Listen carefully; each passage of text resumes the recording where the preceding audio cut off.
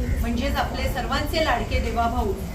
यांच्या मार्गदर्शनाखाली आदरणीय प्रदेशाध्यक्षा महिला मोर्चाच्या चित्राताई वाघ यांच्या मार्गदर्शनाखाली आणि त्यांच्या संकल्पनेतून संपूर्ण महाराष्ट्रामध्ये शेतकरी महिलांसाठीचा हा जो कृषी माऊली सोहळा आयोजित केलेला आहे, त्यामध्ये दक्षिण रायगडच्या जवळजवळ 350 महिलांनी ह्याच्यामध्ये सहभाग घेतलेला आहे आणि आज 350 शेतकरी महिलांचा इथे या कृषी माऊली सोहळ्यामध्ये छोटेखानी का होईना एक सत्कार होणार आहे। हे जे मंजूर झालेलं आहे त्यामुळे फक्त महिलांना त्यांची स्वतःची ओळखच नाही तर एक शेतकरी महिला म्हणून कायदेशीर दृष्ट्या सक्षम बनवण्यासाठीची ही नवीन वाटचाल आपल्यासाठी राज्य शासनाने उपलब्ध करून दिलेली आहे। आजपर्यंतचा आपला जो प्रवास होता तो आपण आपल्या कुटुंबासाठी, आपल्या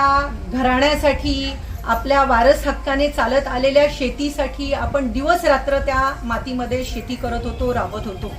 पण त्या स्वतंत्र महिलेला एक शेतकरी महिला म्हणून ओळख करून देण्याचं हे विधेयक मला असं वाटतं संपूर्ण देशामधलं हे पहिलं विधेयक आहे की हे फक्त शेतकरी महिलांसाठी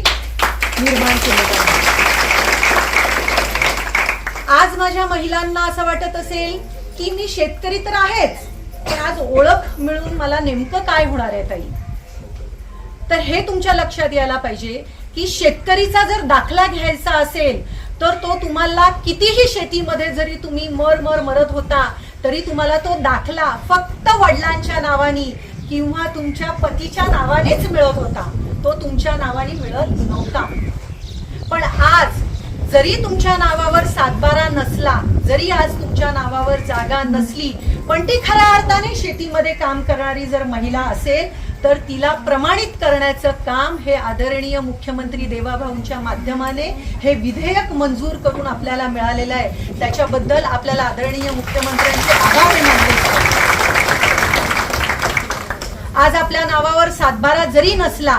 तरी तिला शेतकऱ्याची ओळख देऊन, तिची स्वतंत्र ओळख देऊन, तिला कायदेशीर दृष्ट्या ओळख देऊन, तिला प्रमाणित करून भविष्यामध्ये तिला तिची नोंदणी, तिची प्रक्रिया झाल्यानंतर तिला खऱ्या अर्थाने कायदेशीर ज्या काही योजना आहेत त्या तिला मिळणार आहेत,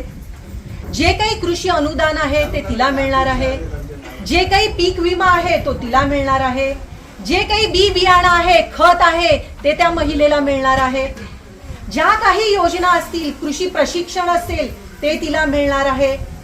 यंत्रसामुग्री असेल ते तिला मिळणार आहे। म्हणजे खऱ्या अर्थाने नुसतीच ओळख नव्हे तर ज्या गोष्टीवर तिचा हक्क आहे,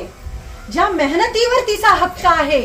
त्या हक्काचं प्रमाणपत्र देण्याचं खऱ्या अर्थाने महाराष्ट्र राज्यातले काम हे देवाभाऊंच्या माध्यमातून आपल्या सर्व महिलांसाठी केलेलं आहे। आज इथे या कार्यक्रमासाठी खोंडा महिला नाही आहेत, त्या खोंडा घेऊन त्या महिला उभ्या नाही आहेत,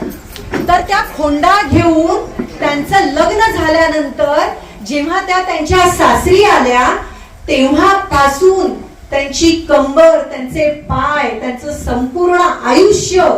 डोक्यावर खोंडा घेऊन त्या शेतीमध्ये काम केलेल्या त्या महिला आहेत। खऱ्या अर्थाने त्यांचा सत्कार व्हायला पाहिजे म्हणून आजच्या दिवशी त्यांना सन्मानित करण्यासाठी त्यांची जी खोंडाची ओळख होती, आज प्रमाणपत्र आपल्या सर्व वयोगटातल्या महिलांना दिलं जाईल, पण तेव्हा खऱ्या अर्थाने जी शेतकरी महिलाची ओळख होती ती त्या खोंडाची होती।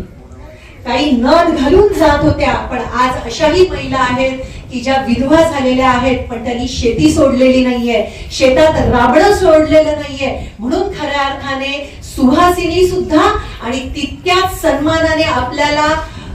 विधवा महिलांना सुद्धा, महिलांना सुद्धा या कार्यक्रमाला आदराने इथे बोलवलेलं आहे। आज जे काही आम्ही किट देणार असू तो कदाचित एक खुरपी, एक खत, 5 प्रकारची झाडं, शेतीच्या फळझाडांची, भाजीपाल्यांची तुम्हाला पाकिटं मिळतील, त्याचप्रमाणे एक शेतावर जायला रात्रीसाठी एक टॉर्च मिळेल। ह्या वस्तूंना महत्व नाहीये, ह्या वस्तूंना महत्व नाहीये, पण तुम्हाला होणारा जो सन्मान आहे त्याला खूप महत्व आहे। आणि म्हणून ही कुठेतरी सुरुवात झाली पाहिजे, ही आपल्या ओळखीची, आपल्या सन्मानाची ही सुरुवात झाली पाहिजे। आज अख्ख्या जिल्ह्यातनं 122 महिला वेगवेगळ्या तालुक्यातनं आल्या आहेत, महाडच्या टोकावरून आल्या आहेत, निजामपूरच्या टोकावरून आल्या आहेत आणि अशा या माणगाव गोरेगाववरनं महिला आलेल्या आहेत. त्यांचा मला खरोखर अभिमान आहे की जिल्ह्याचा कार्यक्रम साकार करण्यासाठी जिल्हास्तरीय महिला इथे शेतकरी आलेल्या आहेत.